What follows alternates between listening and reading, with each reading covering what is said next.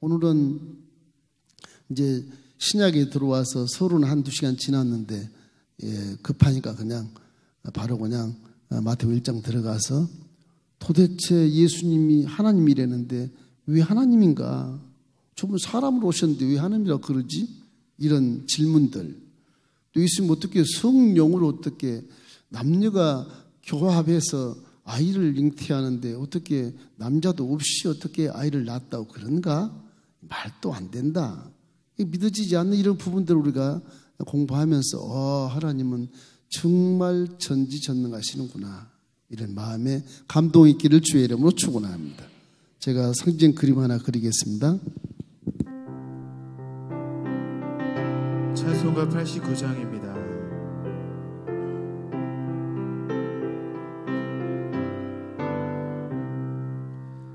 샤론의 꽃 예수 나의 마음에 거룩하고 아름답게 피소서. 내 생명이 참 사랑의 향기로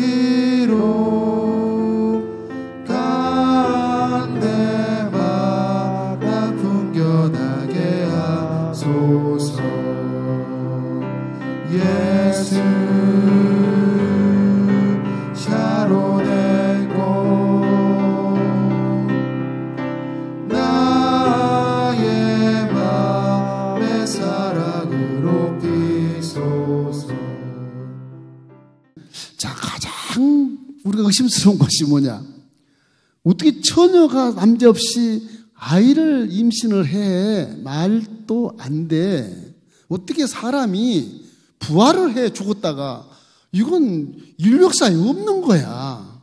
없지 않습니까? 없는 거야. 이 성경 난 못 믿겠다. 못 믿겠다. 그 모든 증거는 다 성경에 다 기록되어 있는데 성경을 안 읽으니까, 성경을 못 읽으니까, 안 읽어놓으니까 인정이 안 되는 거예요.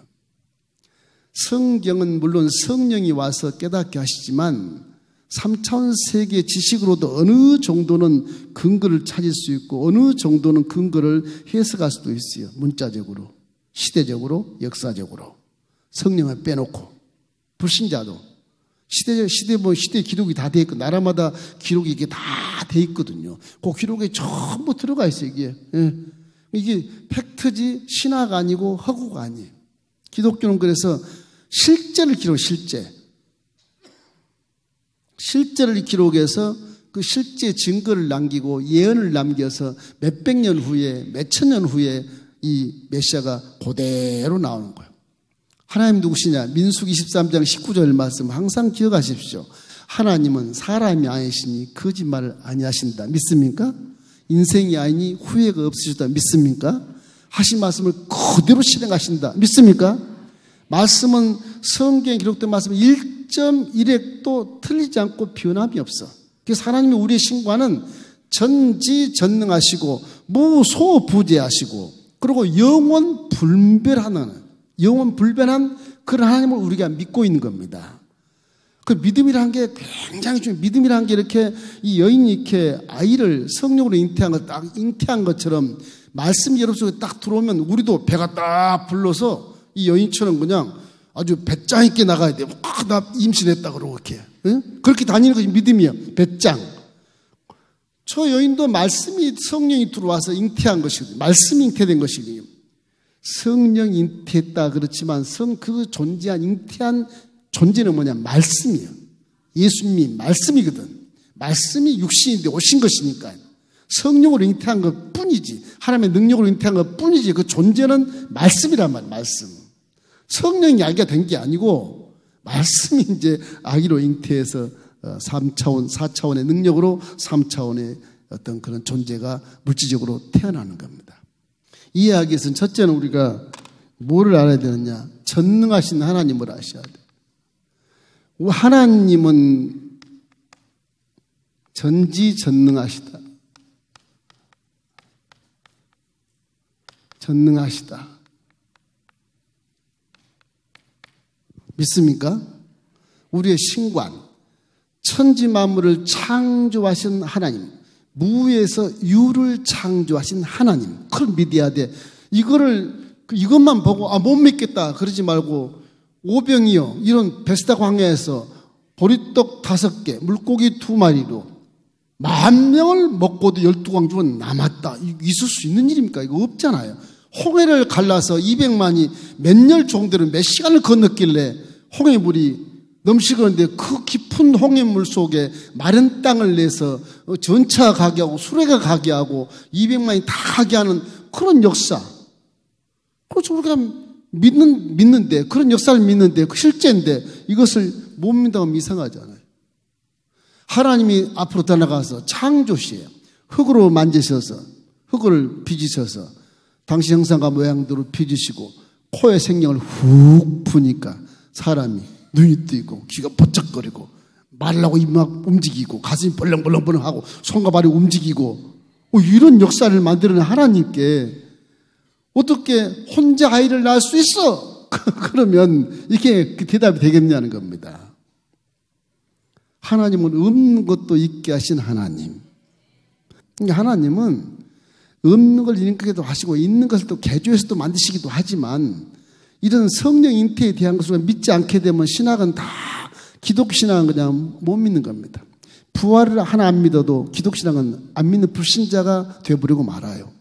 이렇기 때문에 항상 우리는 전능하신 하나님을 믿기를 주의 이름으로 축원합니다. 자, 근데 이 근거가 있어서 그래.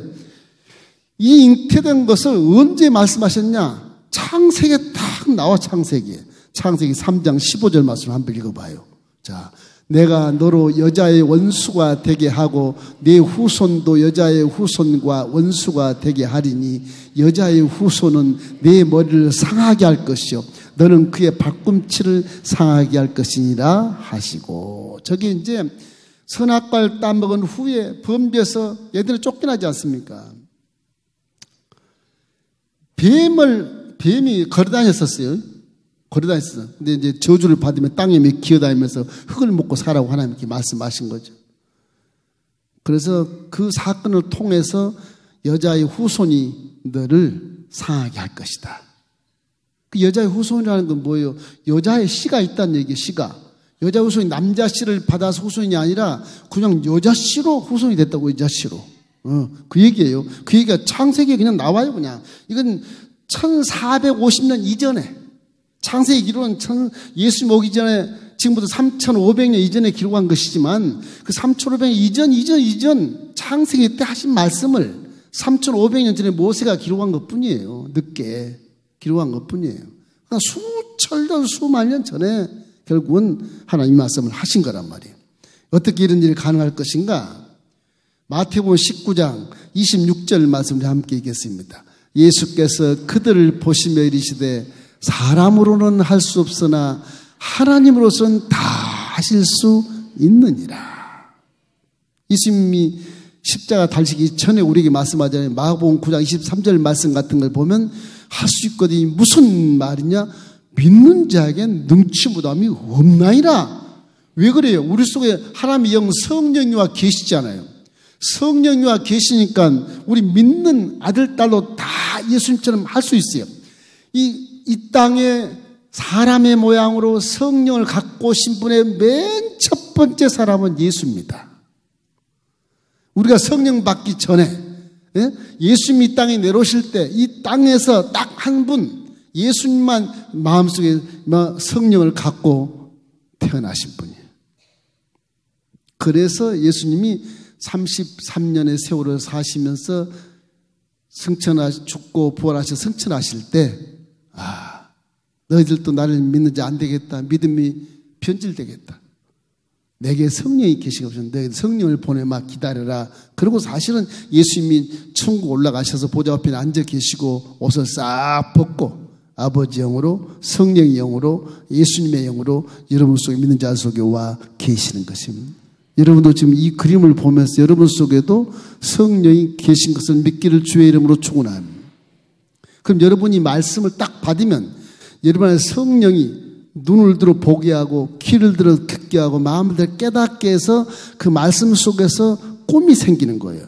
그 말씀 속에서 물체를 만들 수 있는 근거가 생기는 근거가. 그분 마리아처럼 예수를 낳은 것처럼 이런 말씀도 성령을 통해서 밖으로 튀어나와서 기적을 체험할 수 있다. 그런 개념인 것입니다. 마태복음 1장 20절로 23절 말씀 우리 함께 읽겠습니다. 이 일을 생각할 때 주의 사자가 현몽하여 이르되 다윗의 자손 요셉아 내 아내 마리아 데려오기를 무서워하지 말라. 그에게 잉태된 자는 성령으로 한 것이라. 이 아들을 낳으니 이름을 예수로 하라. 이는 그가 자기 백성을 그들의 죄에서 구원할 자심이라 하니라.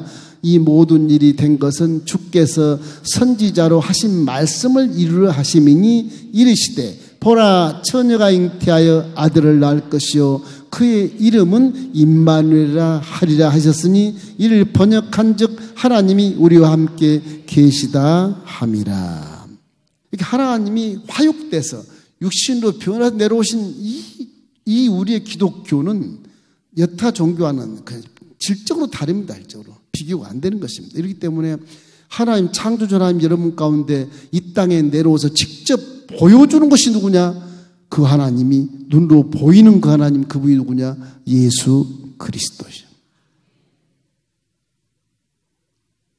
그 바울이나 베드로 이하 11제자는 다 그 예수님과 함께 동행하면서 하나님과 함께 동행한 것을 그들은 체험을 했어요. 그러니까 우리가 본 바요, 들은 바요, 만진 바니라 그 강하게 전도하지 않습니까?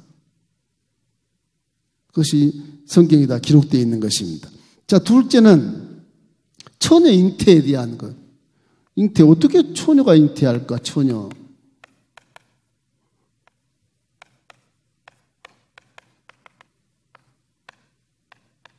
이거 어떻게 잉태하고, 처녀. 마태는 족보를 써서 자기의 선민 이스라엘의 족보를 통해서 다윗의 자손으로 쭉 메시아가 나올 것이라 알고 있기 때문에 이 바리새인들은 아주 구약에 능통합니다. 사도 바울도 마찬가지예요. 예수님의 제자들은 오히려 그걸 몰라요. 사도 바울도 공부를 안 했기 때문에. 이 구약의 바리새인들은 능통해 구약에 틀림없이 다윗의 자손으로 메시아가 올 것을 다 알고 있어. 금방 읽은 말씀도 우리가 마태복음 1장 20절 23절 말씀도 다윗의 자손에서 지금 처녀가 잉태해서 예수라 이름을 하고 임마누엘로 그렇게 해라. 전부 다 구약에 나온 말씀입니다. 다 구약. 족보를 들고 나온 것은 마태가 우리 유대인들에게 설명을, 우리 유대인들아 구약이 있잖아. 우리가 메시아가 온다고 하는데 그 메시아가 바로 예수야. 이걸 가르치기 위해서 족보를 그냥 누가 아브라함이 이삭을 낳고 이삭이 야곱을 낳고 야곱이 뭐 12아들을 낳고 쭉 나와. 그 족보에 계속 그 장자로서 쭉 나옵니다. 그러면 유대인들이 다 그 족보에 다 들어가 있거든. 다 들어가 있어. 그 구약을 아니까 다윗의 자손 뿌리에서 새싹이 나올 것이다. 다 알고 있어요, 유대인들은요. 이 족보를 통해서 선택된 백성의 계보를 지금 마태가 밝히고 있는 것입니다. 이기 때문에 유대인들은 이 계보가 얼마나 중요한지 아주 소중하게 관리하고 있기 때문에 만약에 이 요셉이 다윗 왕의 적자가 아니라면 유대민족이 벌써 이 문제를 제기했어요. 벌써. 근데 이 요셉이란 남자가 다윗의 뿌리라는 걸 인정하니까 다 가만둔 거예요. 유대인들이. 족보를 너무 귀하게 여기거든요. 다윗의 혈통의 계보를 마태가 실은 것이 유대인들의 굉장히 이해하기 좋고 인정하기 쉬운 그런 것으로 예수님의 소개를 이렇게 하는 겁니다. 이사야 11장 10절 우리 한번 읽어볼까요? 자, 그날에 이새의 뿌리에서 한 싹이 나서 만민의 기초로 설 것이요 열방이 그에게로 돌아오리니 그가 거한 곳이 영화로우리라. 예수님 오기 전 700년 전에 이사야 선지자가 이렇게 하나님이 예언하신 것입니다. 그 다음에 시편 18편 50절. 자, 읽겠습니다. 야훼께서 그 왕에게 큰 구원을 주시며 기름 부은 자인 자를 베푸시며 영원토록 다윗과 그 후손에게로.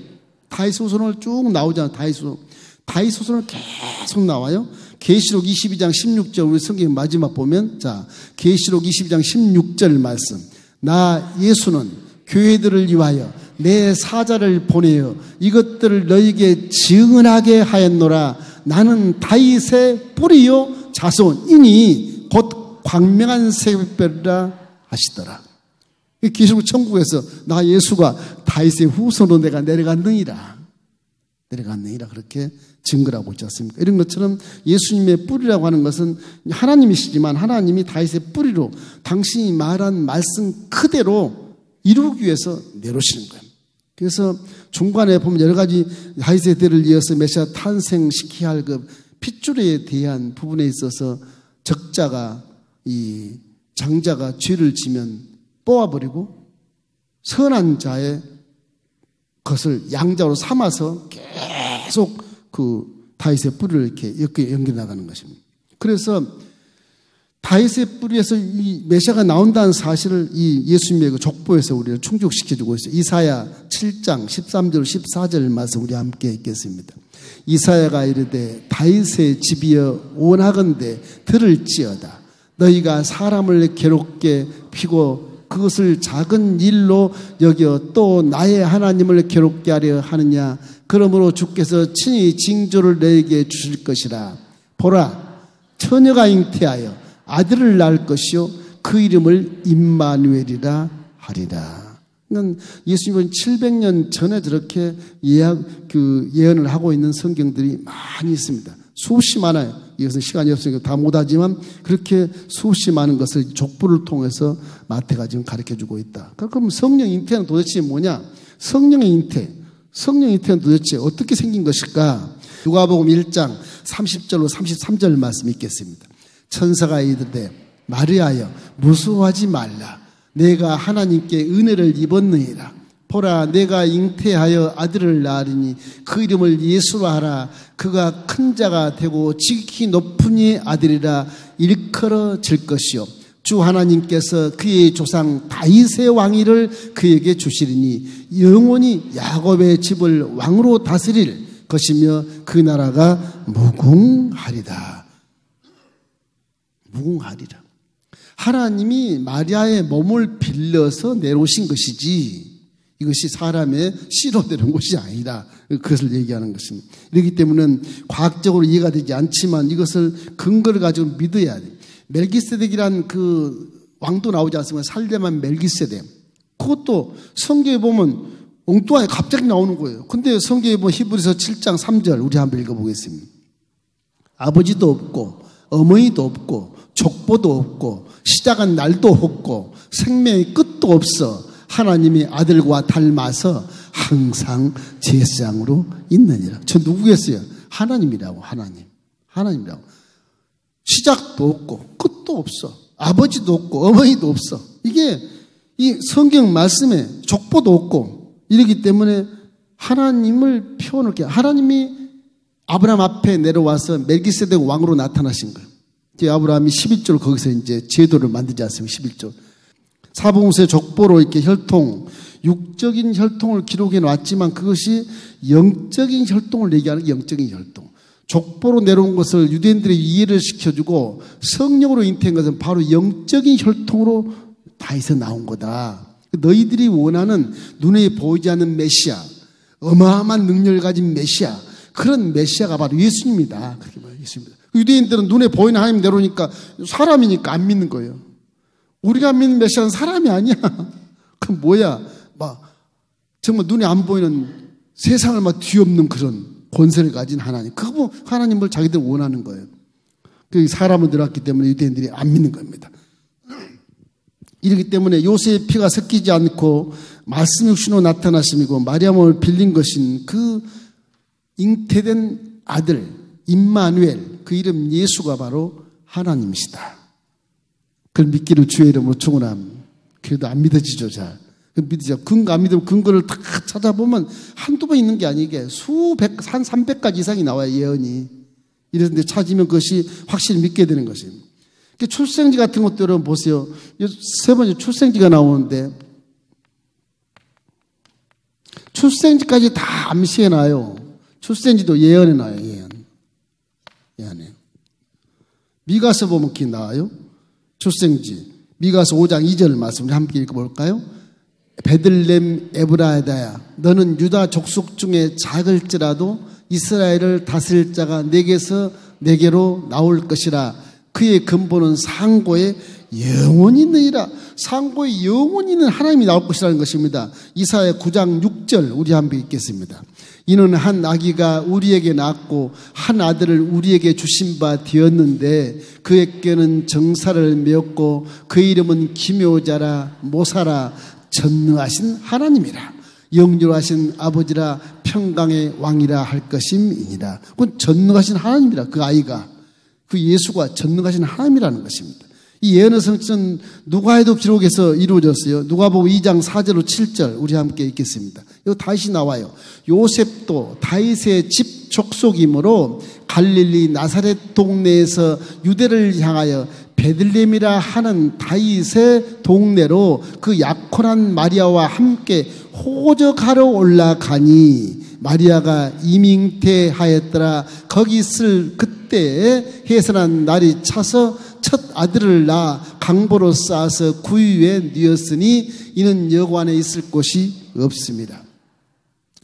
마리아가 나사렛에서 살았는데 아이 낳을 때는 베들레헴에 와서 아이를 낳아요. 신기하죠? 나사렛 나면 얼마나 좋겠어. 환경도 변화가 없고 편하지 않겠습니까? 근데 그 환경을 하나님이 싹 바뀌어 헤롯을 통해서 막 전부는 호구조사를 막 하니까 어쩔 수 없이 내려가서 그 임신 다 된 마리아를 끌고 내려가는 건 나귀에 태워서. 그래가지고 베들레헴 가서 그 장소에서 아기를 낳아요. 구약의 말이 그대로 그냥 성취가 되는 거예요.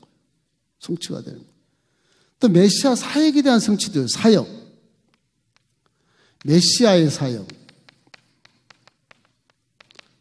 메시아 사역을 예언한 것이 이 성취가 되는 것이죠. 전부 예언이 성취되는 것입니다. 우리가 스가랴 9장 9절 말씀 함께 읽겠습니다. 시온을 따라 크게 기뻐할지어다.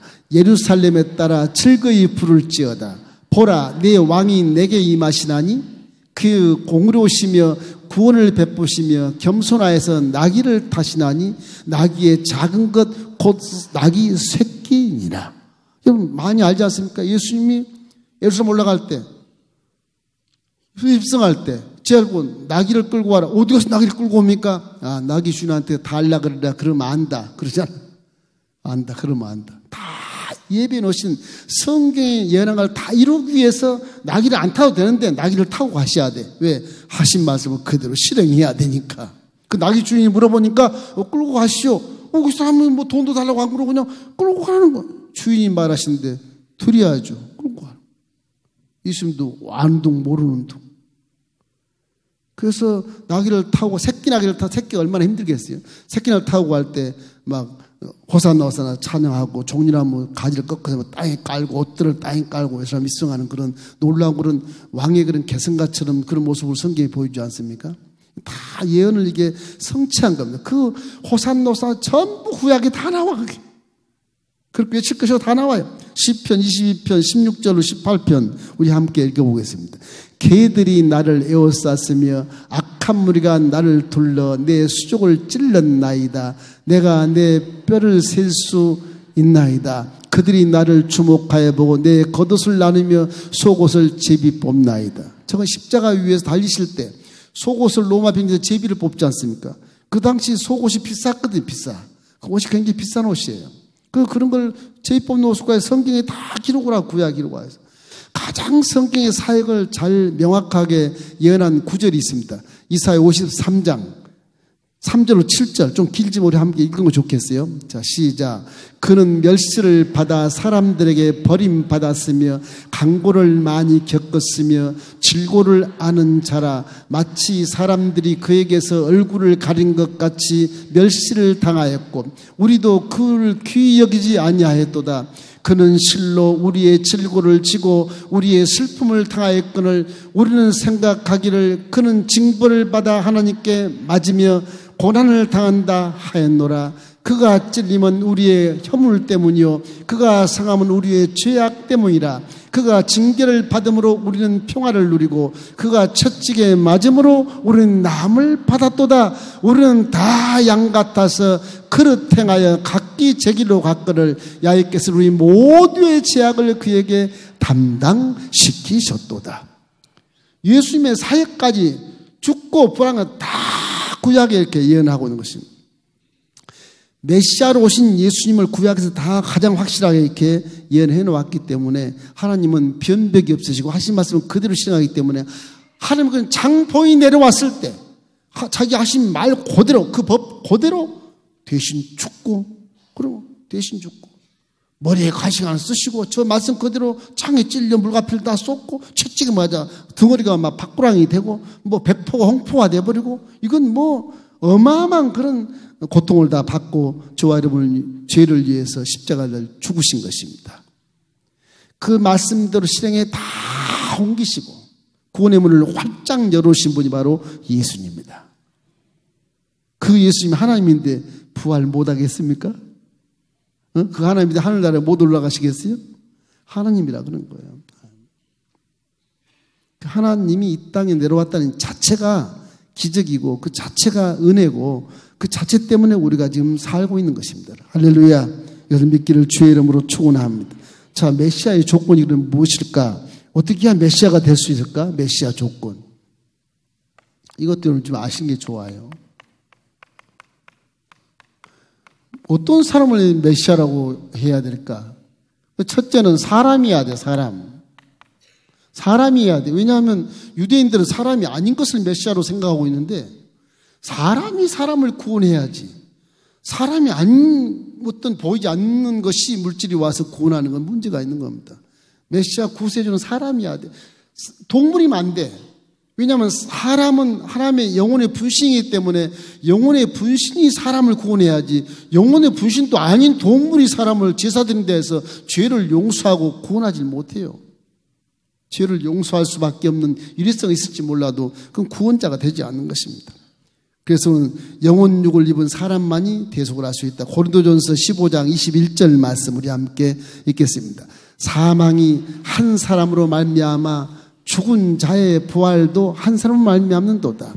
그 죽은 자의 부활도 한 사람으로 와야지 짐승으로 오면 안 된다. 구약의 짐승의 제사를 지은 것은 한 번의 죄를 용서해서 제사를 지은 것, 바친 것이지 그 죄 없이 구원을 받을 만한 구세주는 사람으로 와요, 사람으로. 그래서 사람이 형상으로 올 수밖에 없어요, 이게. 구약 창세기부터 그렇게 봐서 여자의 후손이 네 머리를 상하게 할 것이다, 여자의 후손이. 사람이 사람, 여자의 후손, 사람이 죄를 졌으니 사람의 죄를 용서하려면 사람이 용서해야 되니까 여자의 후손, 사람의 후손, 그 후손이 와서 죄를 사하는 구세주가 돼야 돼. 그리고 이제 의인이어야 돼. 사람이지만 의인이야. 죄가 없는 사람이어야 돼. 의인, 죄가 없는 사람이야. 사람이지만 죄가 없는 거. 이 세상 천지에 죄진 아담의 후손이 죄가 안 진 사람이 어디 가서 다 원죄가 유전적으로 전부 들어와서 아주 얘 날 때부터 그냥 엄마 죽도 말때 팍팍 빨아당기고 모든 영양가를 다 물어제끼고 이게 뭐 살 때마다 뭐 달라고 아우성을 치고 줘도 부족해서 또 달라고 아우성. 이게 사람이 그 사람. 죄성이다. 이 죄성에 있는 사람들을 구원하기 위해서는 빚이 없는 사람이 남의 빚을 갚아주지.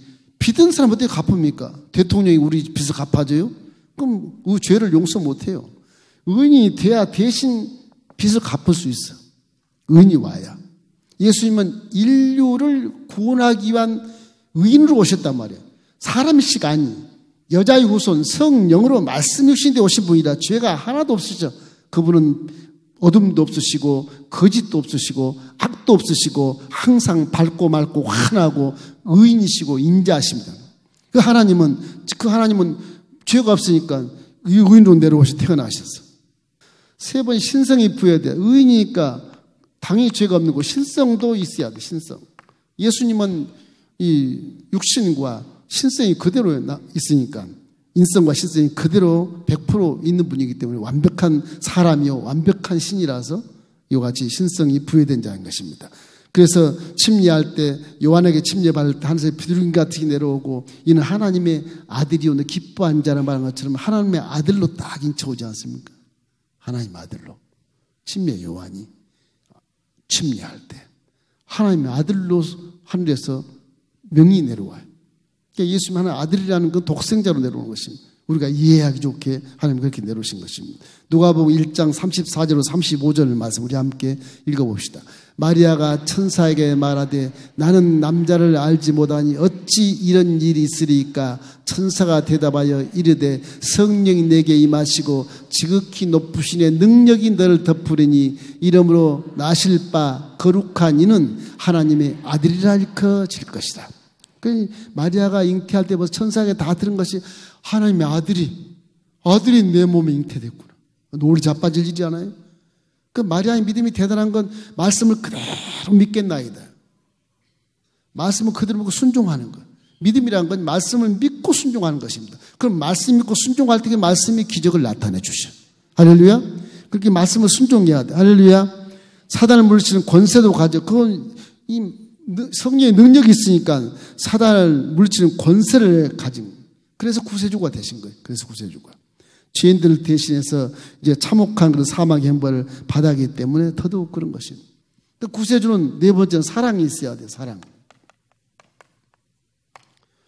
하나님은 전지전능한 무소부지하시고 영원 분별하신 분이나 우리를 만드신 분이요. 우리의 이제 구원받은 자들을 위해서 십자가를 죽으시 이 땅에 내놓으신 분이요. 얼마나 사랑이 크면 그러겠어요.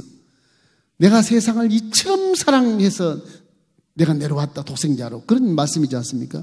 사랑이 있어야 돼. 구세주는 사랑이 있어야 돼. 하나님은 사랑이시라. 요한 1서 4장 8절 말씀 우리 함께 읽겠습니다.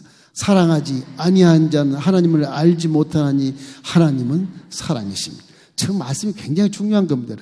여러분 다 사랑을 마음에 품기를 주의 이름으로 축원합니다. 일반적인 사람 말고 조건부 사람 말고 조건부적인 사랑은 에로스 사랑도 있고 스토르케 사랑도 있고 필리오 사랑도 있지만은 그런 사랑 말고 전적으로 조건 없이 하는 사랑 아가페 사랑을 하시기를 주의 이름으로 축원합니다. 하나님이 아가페 사랑을 내놓으신 것이거든요. 하나님은 조건 우리에게 무슨 조건을 다 하겠사나요? 뭘 얻으시려고 돈을 주면 그 돈이 무슨 필요가 있사나요? 뭐가 필요해요? 조건이 없어요. 하나님은 창조주시라 그냥 그저 주는 거예요. 그저 주고도 얼마든지 스스로 계신 분이기 때문에 그 하나님의 사랑을 우리가 알고 사랑에 감복하기를 주의 이름으로 축원합니다. 여러분 잘 아는 요한복음 3장 16절 우리 한번 읽어봅시다.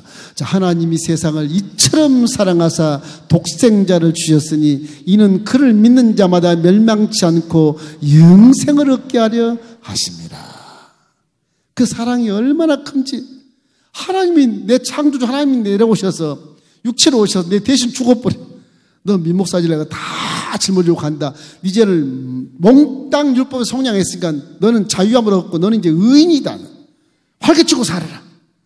다 여러분의 아들, 딸 삼을 때 그 조건이 없으면 아들, 딸이 안 되는 거예요. 전부 다 여러분 그런 은혜를 받고 있는 것을 믿기를 주의 이름으로 축원합니다. 마리아보다 더 큰 은혜를 받을 수 있어 우리가. 우리 한 것 없어도.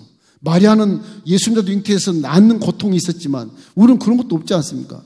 웬일인지 왜 눈에 우리 그냥 믿기만 하면 그냥 우리 죄가 사라져버리니까 이거 얼마나 감사한 겁니까? 그것을 반드시 믿기를 주의 이름으로 축원합니다. 그래서 우리는 이 구세주라고 하는 것이 그냥 구세주가 되는 것이 아니라 이와 같이 여러 가지 내용들이 있어야 되고 맨 마지막에 구세주는 반드시 뭐 해야 되냐? 부활을 해야 돼요. 전능한 능력이 나타나야죠. 부활. 이 지상에서 무덤이 빈 자가 하나도 없습니다. 예수님밖에.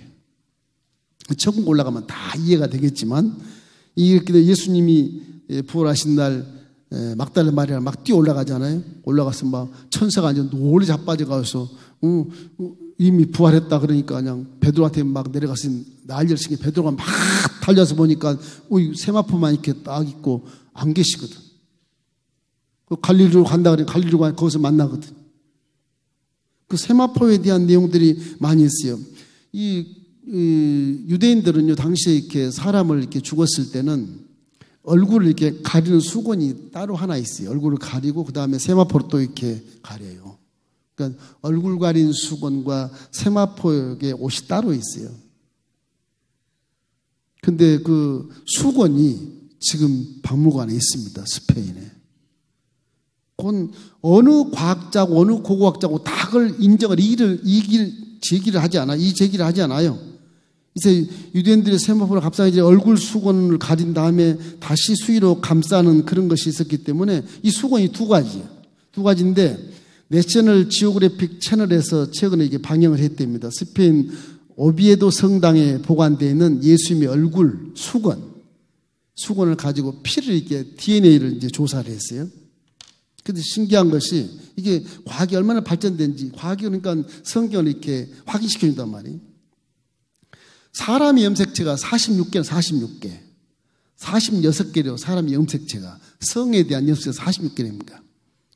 그러니까 아이를 이렇게 잉태했을 때는 엄마 염색체하고 아빠 염색체 두 개가 모아져 가지고 이제 되는 거래요. 46개가 돼야 되는데요.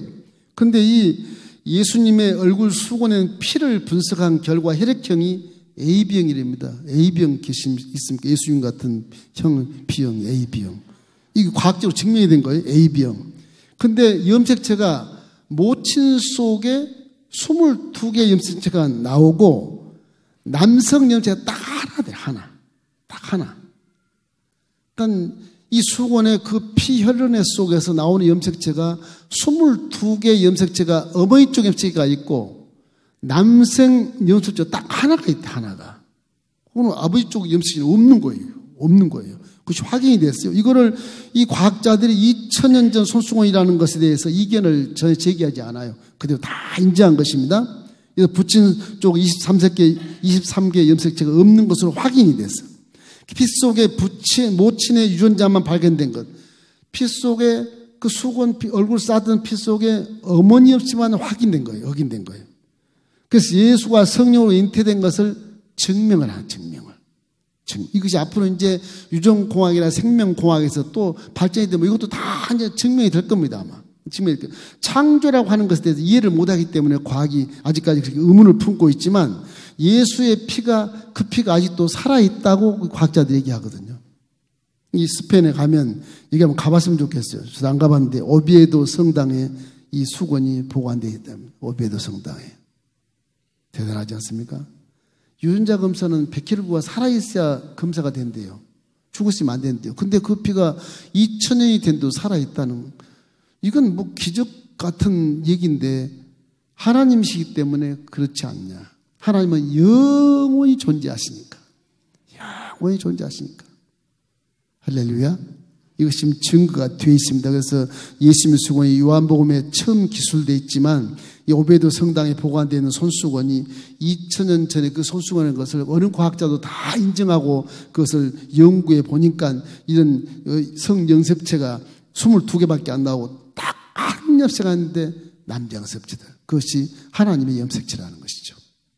부친이 있었으면 23개가 더 있어야 되는데 22개가 더 있어야 되는데 하나만 딱 있고 없다는 것. 이것이 과학적으로 증명이 되고 있습니다. 자, 이래서 오늘 마음속에 예수님을 구세주를 믿는 것을 이런 성경에서 이해하지 못할 사건들을 이해할 수도 성경의 근거를 다 제시하고 있으니까 무조건 믿으라는 게 아니에요. 성경은요. 성령 이름을 계시면 깨닫기 위해서 기도하고 성경이 있지만 성경이 이럴 때 근거가 하도 많으니까 일일이 다 간파할 수 없으나 한 300여 군데 이런 예언의 성경이 전부 다 지금 성취가 되어 가고 있는 것도 있고 된 것도 수두룩 가고. 그래서 이거 진리라고 하는 것은 틀림없는 실제이기 때문에 거짓이 없는 것입니다. 믿으시기를 주의 이름으로 축원합니다. 하나님은 사람이 아니시니 거짓말을 아니하시고 인자가 아니시니 후회가 없으시고 하신 말씀을 그대로 실행하는 분이라. 그러니 수천 년 전에 예언했던 그 말씀도 지금도 그대로 실행하시죠. 그대로. 할렐루야. 그래서 우리의 구원이라고 하는 것이 그냥 느닷없이 뭐 이렇게 하늘에 떨어진 것이 아니고 뭐 예수님이 느닷없이 내려온 것도 아니고 구약에 계속 예언해서 때가 이름에 하나님이 역사에서 직접 이 땅에 보이는 하나님 예수님으로 내려오신 것을 사람들이 모르는 거예요. 빛이 왔을 때 어둠은 깨닫지 못했나이다. 요한복음 그런 말씀이에요. 요한복음은 이제 영적으로 다 이거 설명을 또 해줘요. 빛이 왔을 때 어둠은 깨닫지 못했더라. 이런 말이 막 나와. 요한복음 나는 참빛이니라. 그렇게 요한복음 영적으로 이걸 다 이제 해석해 주고 요한복음 재밌습니다. 하다 보면 이제 이래서 우리 하나님을 믿을 때 성경에 나온 그대로 말씀대로 믿는 것이 우리 믿음이니까 그 말씀을 그대로 우리도 이와 같이 마리아처럼 배 잉태를 하면 예수를 잉태한 것, 출산한 것처럼 여러분도 말씀이 출산될 때 기적을 체험할 수 있게 되는 것입니다. 할렐루야.